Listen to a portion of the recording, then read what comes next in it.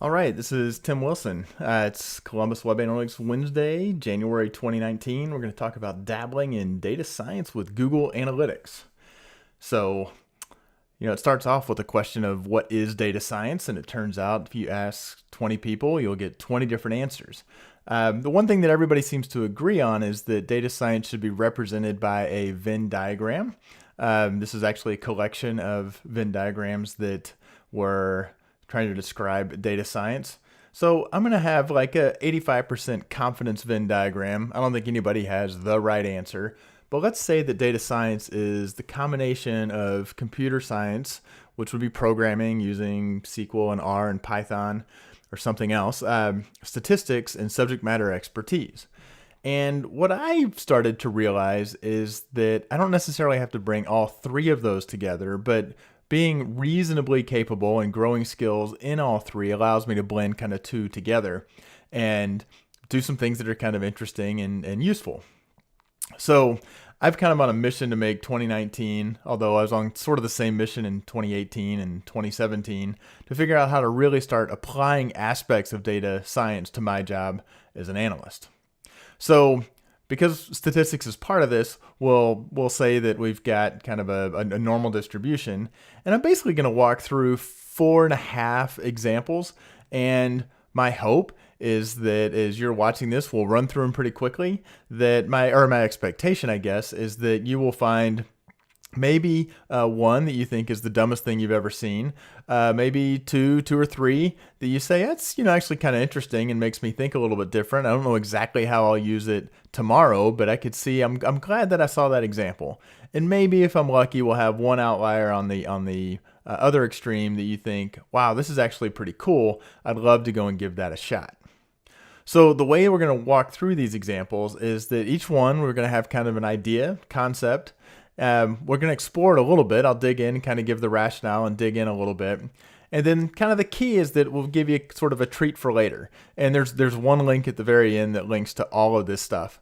So if you're watching this, you can kind of zip all the way to the very last slide and you'll be able to see it. But the way the treat for later works is that if you are programming in R and you want to actually use the code and maybe kind of extend it for your own purposes, there is an R notebook for each one of these examples. If you don't use R and you don't really want to learn code, there's also a web-based version for each of these that you can log in, just authenticate with your Google Analytics account and try out exactly what we walked through here with your own data. And I do have to just kind of make one quick little shout out to Mark Edmondson because he's actually the kind of author of a couple of the critical R packages behind the scenes. And he also helped me out quite a bit as I was working on this, getting the OAuth working so that the web-based applications would actually work and work fairly smoothly. So I did put some kind of self-imposed constraints on this in that we are exclusively working with data from, well, there's a little bit of a dabble in Twitter, but for the most part, for the web analytics data, we're only looking at free Google Analytics with a base tag. Obviously, if you have the paid version, if you have Google Marketing Platform, formerly Analytics 360, that works as well. But basically what I wanted to do was walk through examples and not say you have to have your site configured in some special way. You have to have enhanced e-commerce, or you have to have certain custom dimensions, or you have to have your data flowing into Google BigQuery. So that's a pretty big limitation, because one of the things that I've learned as I've explored kind of this whole world is that ultimately the free version of Google Analytics, when you're working with dimensions and metrics, you're working with aggregated data inherently. And ultimately, when you want to start building models and doing kind of moderate to advanced statistics, you really want to have the raw data. But all of these examples don't use the raw data. They all could be applied to raw data as well. But I just wanted to make sure that everything here, if you've got access to a Google Analytics account with the base tag installed, you should be able to run these examples on your own. One exception being we have a site search example, and if you don't have site search on your site, or if you don't have that kind of the standard integration to Google Analytics, then obviously that one won't work. So with that said, let's dive in. I'm going to start with one I call time-normalized page views. And this is, or maybe launch versus life cycle, or maybe the tortoise and the hare. And the idea behind this one is that if you're a content marketer, if you're managing a blog, or you're dealing with content that you actually have to launch, that you launch and has kind of a big bump when you first launch it and then kind of falls off, this may actually be a way to do a slightly more advanced analysis of some of your content and find out some sleeper content that maybe has been around for a while that maybe you want to dig back into and freshen up a bit. Nice thing about this example, no statistics required whatsoever. This is really purely just subject matter expertise and the fact doing a little bit of kind of data munging or data wrangling inside of R to make this work. So to explain this, consider that you've got just 2 blog posts to make it really, really simple. And this is actually data from a real site. And when the blog posts launch out on that site, there's kind of a blast of social media activity, and then it falls off really quickly. Hopefully your site doesn't fall off that quickly or this precipitously, but this is a useful example as we're looking at this. So which one of these posts actually drove more traffic? And I'm looking at unique page views here, but again, you may be saying which ones drove more revenue, which ones drove more of some registrations or conversions. But again, keeping the example simple, we had to go to kind of a readily available kind of lowest common denominator. So which one of them was better? And you can kind of see that, well, the blue one kind of had a couple of days of a bump. It's kind of hard to tell if you added those up, would that be higher than the orange? So it's actually sort of hard to tell looking at it this way. So when I say time normalize, kind of throw out the standard calendar and instead say, let's normalize these to the date that they launched. And I didn't have to record the date they launched. It's just got the pull like the last year's worth of data. And then the code goes through and says, what's the first day where there was actual traffic to this page? Meaningful traffic. You set a threshold, say it has to have at least 5 page views or something. And let's consider that the launch date. Now let's plot them for the first 30 days or 60 days or 90 days right on top of each other. Now I've got a little closer to an apples to apples comparison. Still a little tough to maybe tell which one's kind of the better post on an ongoing basis. So the next thing I can do is actually do a cumulative unique page views in this case. And look, and now you start to see that after about 20 days, even though that blue one didn't seem to have as big of an initial bump, it's actually continuing to drive more traffic. So we're going to hop over and just look real quickly at what this looks like in the in this example. So if you come to this URL, and again, the URLs are at the end, and we will look at my podcast site. And we're just going to set it, and you'd have to select your views. And there's a few clunky things in the interface, but and I'm just going to get the data. And this is actually querying Google Analytics on the fly, and it's bringing back the data, and it's got exactly those plots. And I can kind of mouse over and say, okay, which ones are they? What was this page that actually really kind of had a big initial bump and kind of kept growing? And that was a podcast we did with Simo Ahava. And then we've got some other adjustments of if we want to say, how many total pages do I want to include? Maybe I only want to look at the top 5, or maybe I want to look at a lot more. And maybe instead of looking at just 30 days, I want to look at 60 days post-launch. So I can kind of play around with that a little bit to actually kind of explore my data. So we'll go back and kind of relaunch our presentation. So, and this was a case actually for my company site, and we had this one post that had been around for a long time, but was continuing to drive a lot of traffic. So it was actually pretty useful. So next example is page level metric correlation. So, and the idea is that we're looking at how can we look at pages a little bit differently by looking at 2 metrics at once in kind of a scatterplot sort of universe. So in this one, we'll get my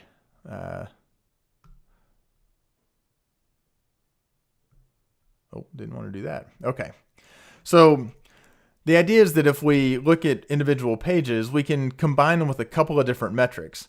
And And normally they may be kind of, if you had traffic of some sort, entrances or unique page views or page views, and you had some other metric, as traffic goes up, revenue would go up or orders, but that metric could be anything.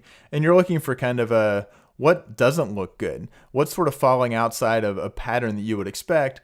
Or even if you thought of this as a quadrant, depending on which metrics you selected, you'd probably have quadrants that you thought, ooh, these are pages that seem to be doing better, and these are pages that seem to be doing, worse. So this is actually an example of doing this. And in this case, instead of, I've got my traffic, I'm using page views, and I'm looking at exit rate. So it doesn't necessarily correlate. But if I look at that and think about, which pages do I have that actually have high traffic and are high exit rate? And those I may want to look at and say, should people be leaving? Yes, it's exit rate. People are going to leave your site. So some page has to be the last page they viewed. So it's not necessarily an awesome metric on its own. But if I do compare maybe those pages to these ones that are in the bottom right that actually have comparable traffic to them, but very, very few people are leaving from the site. So let's go ahead and hop over and take a quick look at this one as well. And again, we're going to use the same site. I think this is by default looking at the last 30 days or so. Maybe we'll go back a little bit farther and let's get the data. And it's got a few other things we can do on this. So it's again pulling the data. And we'll see that, that's kind of our home page. And the home page is often going to skew things. In this case, we're looking at entrances and bounce rate. So I could go back and say, let me put in and make sure that I've got at least one. Let me remove the home page by saying we've got to have something. So it becomes a little more usable. It's also built so that if we actually just want to switch to a log scale, it kind of spreads things out a little bit. But again, we can start looking at, what are the pages that in this case have a high bounce rate and high traffic? Those are ones that, we prefer the ones that have a high bounce rate or high traffic and low bounce rate. And again, maybe this one in this case didn't turn out to be super, super useful. It's also got a view where we can actually look at it broken down by channel grouping and device category. But you can play around with it, filter by, for instance, for a company site, maybe you only want to do your blog pages. Say, let's only look at blogs. Let's not look at all the other pages on the site, and find which blog seem to be a little stickier. Just one other thing to note. So this does have statistics in it. If you, because I have a log scale, that's an interesting look, but it does give my correlation coefficient and R squared. And if I put things that I expect would really correlate, and they, likely will. So I can play around with that some more as well. All right. So that was example number 2. So now we're going to actually look at some text mining and look at our on-site search. So if you don't have on-site search on your site, this won't be super, super useful. But I first kind of dove into this, really said 2017 was the genesis for trying to do some of this text mining, but I threw in some ideas that came from a couple years before. So kind of a hat tip to a number of people. One thing we're going to look at, Nancy Coons presented on at Adobe Summit a number of years ago, might have been like 2015 maybe. Maybe even earlier. Sebastian Brodeur is the one who was like, hey, we can do some text mining. And then more recently, Julia Silge has put out a package. She co-developed a package called Tidy Text, has a lot of great writing about how you can actually do stuff with text. So this is actually a major version 2.0 of something that I wrote a year and a half ago. And that's kind of to Julia's credit that happened. So the idea is that site search, and this I actually had a coworker back in the late 90s, early 2000s, I think, who owned the site search for the company I worked at the time, said, look, site search is the voice of the customer. They're typing in their own words what it is they care about. So we should be thinking of it that way and thinking, what can we do with that? Now, the problem with voice of the customer data is that it can be really, really pretty messy because it is just free text. So we can do some text mining.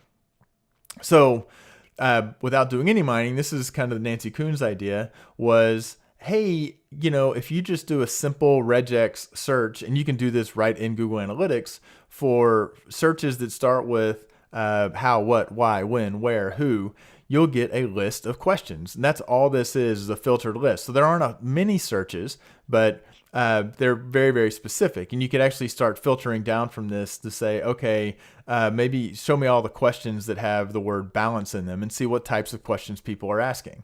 So that's kind of useful. They're going to be way out in the long tail, but it's a simple way to filter. So that's really just filtering the searches. There's not a whole lot. There's not really text mining going on with that. So when it comes to the text mining, there's a number of things we can do. First thing we're going to do is unnest the terms. We wouldn't necessarily always want to do this, but in this case, I had one search that said 42 unique searches for routing number, 68 searches for rates. Unnesting, I'm going to look at just individual words. So I'm going to split out that routing number into one row that is routing and one row that is number, and say they both appeared 42 times. For single word, it's just going to stay the same as it was. And this sometimes maybe you don't necessarily want to do this. There's a whole world of n-grams and looking at pairs or triplets of words. But in this case, we're saying let's just get to the essence of the single word because that's what we're going to dive into first to figure out what's kind of happening the most on our site. Next thing we're going to do is make everything lowercase. You may already have a view filter that forces everything lowercase. That can make things cleaner. But if you don't, let's run that little check, so all of these routing, they're all going to get pushed into a lowercase version. Now, the next thing is actually definitely a degree of text mining. It's called word stemming. And word stemming means we're going to grab the root of the word. It's not necessarily like the Latin root or anything. It's just kind of what's the core, the essence of that word.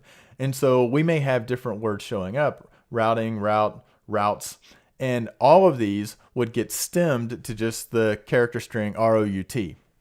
So the thing is, you don't necessarily want to be showing a stakeholder these words that might, in some cases, aren't actually real words, because they'd say, you can't tell me that the most popular word on our site is a nonsensical word. There's no way, there's something broken. So I've taken an extra step in the code and said, let me take all of the words that collapse to a single stem, find the one that appeared the most often, and then let's kind of translate them back in. So in this case, it was routing. This is based on some data from a small financial institution in Texas. And so even though routing wasn't the root, routing was actually the word that showed up the most often. So we said, let's count all 3 variations as the word routing, because now I can start to collapse those together. And then finally, we're actually going to remove stop words. So stop words are words that we don't think they're just as connecting words. They're articles, they're pronouns, and you can get kind of lists of stop words in various languages. But that's going to kind of clutter stuff up too. So let's just kind of strip all of those out of our data set. Once we've done all that, here we have on the left, we have kind of our original data, the searches. And on the right, we have sort of the tidied up data where we've done all of those exercises. You'll see they're individual words. They're all lowercase. They're collapsed. This is actually on the right. This is a term frequency matrix. Give me each term and give the frequency with which it appeared. And just to call out how this works, like take the word rates, which shows up time and time again. Rates, auto loan rates, CD rates. And those have all, because of this process of unnesting and finding the root, all show up in one term. So you've got 250 times. So it's in considering the long tail, even if I added up the 5 appearances that's on the left, it would still be lower than that 250. So it starts to give me a better sense of what really are the top terms. Once I've done that, I kind of like word clouds. I think a lot of people sort of hate word clouds, but I think that's often because there hasn't been any sort of cleansing or scrubbing of the data before that word cloud appears. And then we may also want to do some kind of selective removal of kind of overly dominant terms. If we're a shoe company and we're trying to figure something out, but shoes is so dominant that you really can't see anything else in the word cloud, we may want to remove that term because it's really not that helpful. Or maybe even the name of our brand may be showing up in our site search. So then the next thing we can do is where we get into real kind of text mining, and that's using something called topic modeling. This is Latent Dirichlet Allocation, or LDA. And I'm not going to go into the details of it, but it's basically an unsupervised learning. It's kind of like cluster analysis, where you pick the number of groupings you want, and then just based on the frequency with which things show up, it tries to actually put the terms into a different topics, different buckets. In this case, we're showing 3 from that financial institution. And if you look at it initially, you say, oh, wow, these are really, really clever clusters. The reality is this is actually kind of tough. So I got kind of excited that, or it's really maybe not all that useful. So I dove into this, thought I was really going to find some interesting stuff. I did find on one of our clients' sites, it's just I couldn't really use it as an example because it would be really, really obvious who they were. But you really have to have a good set of search volume and some reasonable expectation that there really are different topics that you can kind of discover and uncover in this way. Still definitely takes human interaction to mess with it. As a matter of fact, that Sebastian Brodeur, had a recent exchange with him and said, hey, I'm taking and kind of extending the stuff you'd done. He had not done the LDA. He'd done some of the stuff getting to a word cloud. And he responded and said, yeah, he played a little with it, but basically it was too small. He got into kind of some net promoter score verbatim text and kind of had a little more use with that. And then separately, Eric Goldsmith, who he and I had a little bit of an exchange about it. And he basically says, yeah, you're going to basically find out that it's up to a bunch of human interpretation and maybe it's not super, super useful. But nonetheless, we'll take a quick look at that example. If you have site search, you want to try it out, you certainly can. So this thing will time out periodically. So same thing, we will go to the Digital Analytics Power Hour, which does not get a ton of volume of traffic. So we'll go back to like the beginning of September. And now we have our original. So we basically show that original set, and it's a little crowded over at the right, but we've got our question searches. What have people actually searched for? We've got a term frequency table. And you can see even with all this kind of roll up, still the volume is not all that high. We've got a word cloud. And the word cloud, I'm actually going to bump the number of searches down because I need to. And then I'll just say we're removing the dominant words. I don't think anything's really, bubbling up here. But if I said Sasso, because Katie Sasso was on the show, I can just type those in and it'll let me remove it. So it gives me a little ability to muck around with and even kind of adjust the sizes. And there's other stuff that could be played around with. And then the topics word cloud really doesn't wind up being particularly helpful at all, especially there just aren't enough searches. So, but the idea is that we can play around with different groups of 3 or 4 or 5 of these clusters, play around with the sizes and kind of adjust it. So that's the idea. Okay. So, kind of interesting, but only in certain situations that really show up anything particularly useful. Now, I did think there's another area this could be useful, which is, with Twitter followers. Now, there are limitations on the Twitter API. This is actually 3 of these clusters, these LDA topics for Gary Vaynerchuk. That took a while to run. And actually, it wasn't all. It was still just a sample of his followers. This one I don't have built out as to a web app, partly from API limitations, partly to some kind of package limitations. But there's the code to kind of basically do this if you actually want to dive into R. Okay, so now we're going to hit our last one. We're going to dive into statistics a little bit here because I think this actually has some pretty broad implications. And the simple idea is let's just quantify the impact of day of week on traffic to our site, which is mildly interesting, but really what we're doing here is getting an introduction and trying to get some intuition about doing regression, which is this really, really core statistical idea, but doing it with nominal variables or categorical variables. And we're going to use date for that. So the idea is that, regression, it's basically the formula of a line, a linear regression. We all remember y equals mx plus b. How do we use that sort of formula to actually predict actually put predictions and see if we can make a model that fits the traffic that's coming to our site. So that's what we're going to get to. So I want to be clear that we're going to look at day of week and sessions because, but there are lots of categorical variables on our site. Some that are pretty simple are our channel, our device category. In this context, those are also categorical variables. And that's what we're going to come back to. But the fact is we're trying to predict sessions. And the fact is a desktop session and a mobile session, they're both one session. So we can't really use any of those other variables. Whereas if we look at day of week, we actually could use that and say, how does day of week help us predict the number of sessions? So that I think is actually pretty important, that if you're using a different metric, depending on the data that you're using, there's a whole lot of applications for this. We're just using this back to our base level. We're using sessions, a really simple metric, and that kind of limits us to using day of week for our categorical variable. So we'll start with the data, like we just pulled sessions by day for the last 90 days, and it looks like this. And the question is, how do we get that to a formula? This is actually my linear regression formula. That I built using this comes up with a formula that says 51 plus 204 times Monday plus 194 times Tuesday, and so on and so forth. Now you may be thinking, wait a minute, 194 times Tuesday? What's 194 times Tuesday times this categorical variable? What's next? Like, is it 47 plus tacos? That doesn't make a whole lot of sense. That'll become really clear in a moment if you don't know how that actually works. I think it's pretty cool. It's kind of actually a pretty slick way that this works out. And it kind of troubled me for a long time. It's embarrassing to me how long it took me to actually understand how this works.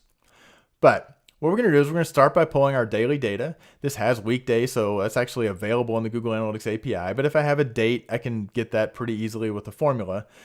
And what I want to get to is this formula, the formula for a line, basically linear regression, y equals mx plus b. So I look at this and say the y is easy. My dependent variable is sessions, and it's a number. That's all well and good. That's pretty nice. So I think I'm looking at weekday. So my independent variable is x, so it's weekday. Well, now I'm back to trying to multiply a number, my coefficient, my slope, my m, by a text string, and that just doesn't work out. So we're going to figure out how we do that. So we're going to go back to our basic plot and realize that this has date. We don't really care about the date. We care about the day of the week. So we could take our basic plot. We could look at this data in a different way, a different kind of plot, a box plot. And this isn't like a required step. I just think it's kind of helpful for some intuition. What we've done now is that we have 90 days of data. So I think that means we have 12 or 13 values for each day of the week. And this box plot is saying, we'll kind of aggregate each of those sets of values. So take my 12 or 13 Monday values, and this box, that horizontal line in the middle, is the median for those values. The box above it is the third quartile. The box below is the second quartile. The lines are the first and the fourth quartile, and then we have a few outliers. So that's a little closer to what we're doing. We actually care about the day of the week, not the actual date. So just file that away and think about it. Because what this is showing us is we actually have 7 different variables, 7 different things that are varying. So if we go back to our original data as we pulled it, and we're going to make some dummy variables. And dummy variables are nothing more than taking each possible value, each level, each possible value for weekday and making it its own column, and then just coding it with a 0 or a 1 as to whether it actually applies. So for instance, we look at Monday, October 22nd. We have a 0 for Sunday, a 1 for Monday, a 0 for Tuesday, a 0 for Wednesday, so on and so forth. And we have the number of sessions from that day. Now, you may be looking at this saying, wait a minute, it looks like you screwed something up. What the hell happened to Saturday? You only have 6 of these. Turns out I don't need Saturday. I actually do have Saturday represented here. And this is kind of one of those things that you happen if you're doing dummy variables. They'll say, oh, you always need k-1 columns. I have 7 days of the week. I only need 6 columns. Because how is Saturday already represented there? Well, let's look at a Saturday. Well, it's not Sunday, not Monday, not Tuesday, not Wednesday, not Thursday, not Friday. I've actually already accounted for Saturday. So essentially, it doesn't matter which column you drop. You're going to get pretty much the same results. They'll be slightly different. Though there are some aspects that'll look quite different, and there are different strategies for saying which variable should I drop. think some platforms will automatically drop one of them. Saturday was kind of a low one. It was at the end of the week, so that's what's dropped here. We'll look in the interactive example where you can actually play around with different dummy variables with your data and sort of see what changes. I think it's kind of cool. It's kind of an important way to get some intuition around what's going on here. So once we do that, it really takes just a little bit of code. I'm not going to walk through. We sort of understand that a regression line is kind of what's the formula that gives us our best fit line. This is the only code we're going to look at. This is R. The way that we do this in R is we take we say, build me the model. Tell me the best variables to give me the best fit. That's one line of code. And then we do, what I did here is a stepwise operation, a stepwise regression to say, are there some variables that could be removed that actually aren't contributing a whole lot of value to the model? There's a whole world of avoiding overfitting and k-fold cross-validation and lots of different things here. But essentially, we're just saying find the best fit line. And what that returns is some code that's frankly a little scary. This is kind of the output. This is a summary of that model. And everything on here matters. And if you're a statistician, you may get a little bit of a heartburn when I say this, but there's kind of a subset of things that we're actually going to look at typically when we look at the results of this. And we'll walk through those. We've got this thing p-value : 4.354e-11. That really is saying the p-value is 4.354 times 10 to the minus 11th. And that 10 to the minus 11th means it's effectively 0, which actually means it's less than 0.01, which means we can actually say the model's statistically significant at a 99% confidence level. Generally, this is good. There are, again, worlds of debates about the overuse and misuse of p-values. I'm not going to go into all that. If you see something like this, this says, yeah, we've got statistical significance for the model overall. The next thing we'll look at is the adjusted R-squared. And R-squared versus adjusted, there's a reason the R-squared gets adjusted. If you look at the actual R-squared, it's not that different, but we generally want to use the adjusted R-squared. What that's telling us is, we could write it out a little bit nicer in a different font. It's really telling us that 46%, or 45.8% of the variation in sessions from day to day is explained by the model. You may say, wow, only 46%? And I'd say, wow, almost half of the variation in day-to-day in sessions is explainable just by the day of the week, which I can't control what day of the week it is. I can control when I actually maybe do something on the site, and this gives me a way to start to quantify it. So there's no such thing as like a good or a bad adjusted R-squared. It's just kind of a fact about the model. Then the last thing is this is actually telling us, what does that formula look like, this whole table.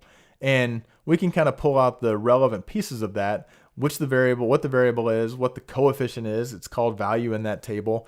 And then that PR greater than T is really giving the p-value, which we can translate to a confidence level for each individual variable. So that's what actually feeds us into this formula that now starts to make some sense, or maybe it'll make a lot of sense. So we've got our intercept. That's kind of our constant. That's our base. That's where we're starting. But then we have this is where our 194 times Tuesday comes up. We have the variable, we have that coefficient. In this case, you'll see that actually Sunday is also gone. Saturday was dropped because it was a dummy variable. Sunday, because of that stepwise process, it was just like Sunday's not contributing a whole lot to this model. We're just going to pull Sunday off. You may or may not have that happen. You may have all 6 values show up. So if we go back to our table with the dummy variables made, and I've added a column that kind of calculates the predicted sessions, but now you can sort of walk through and start to see how you multiply 194 times Tuesday. We've added the predicted sessions. How do we get to that? Well, let's take this Wednesday. We realize that, oh, okay, so my formula is 51 plus 0 for Monday times 204 plus 0 times 194 plus 178 times 1. And so on and so forth. That gets me to 229. If I'm looking at Saturday, which is my dummy variable, then really it's just my y-intercept. Just my intercept is the value. And then because Sunday also got dropped from the model, we'll see that actually Sunday, it doesn't really matter whether it's Sunday or not, we're going to predict kind of our intercept value. So let's take a look at that visually. What does that actually mean? Well, this is what it looks like. Apologies for the legend are a little messed up, but we've got the green is our actual sessions. The dashed gray line is what the prediction was if I plugged in, and it's just a recurring pattern. And then I just kind of like to put that red line on there to say that's my intercept. That's kind of my starting point, and then my model is going to go up or down from that. In this case, all my coefficients are positive, but we'll look at an example really quickly where that's not necessarily, doesn't need to be the case. So let's hop over for our last look at a live example. And this one, I think, hopefully is one that you will want to go play with if you're trying to get some intuition around regression. But we'll look at the podcast's traffic.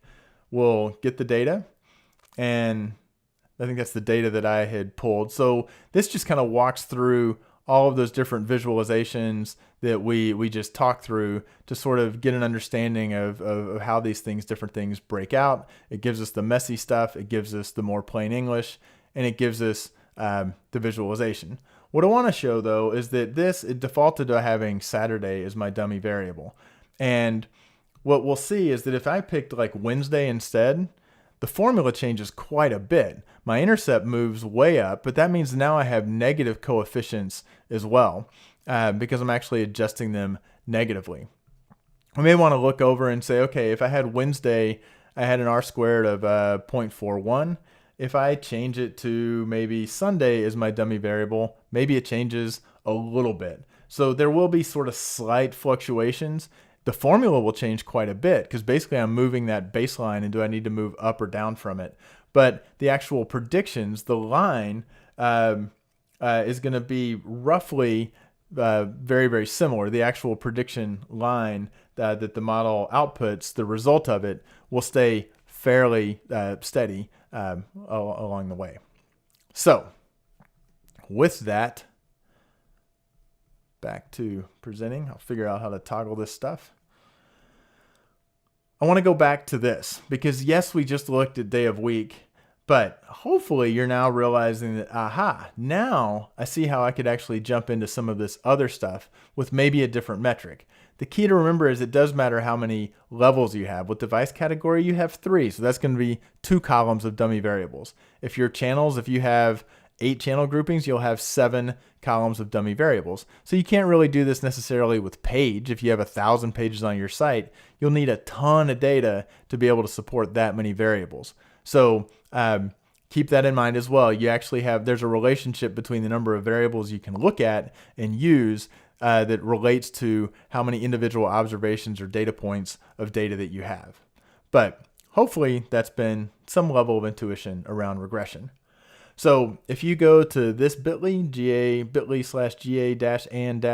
it's a GitHub repository, but there's a document on the very first page that sort of links to all of these examples, the shiny versions, to all of the code, to additional information, even to a variation of this presentation. And hopefully you will find it helpful and we'll get to play around with it. Thanks a lot.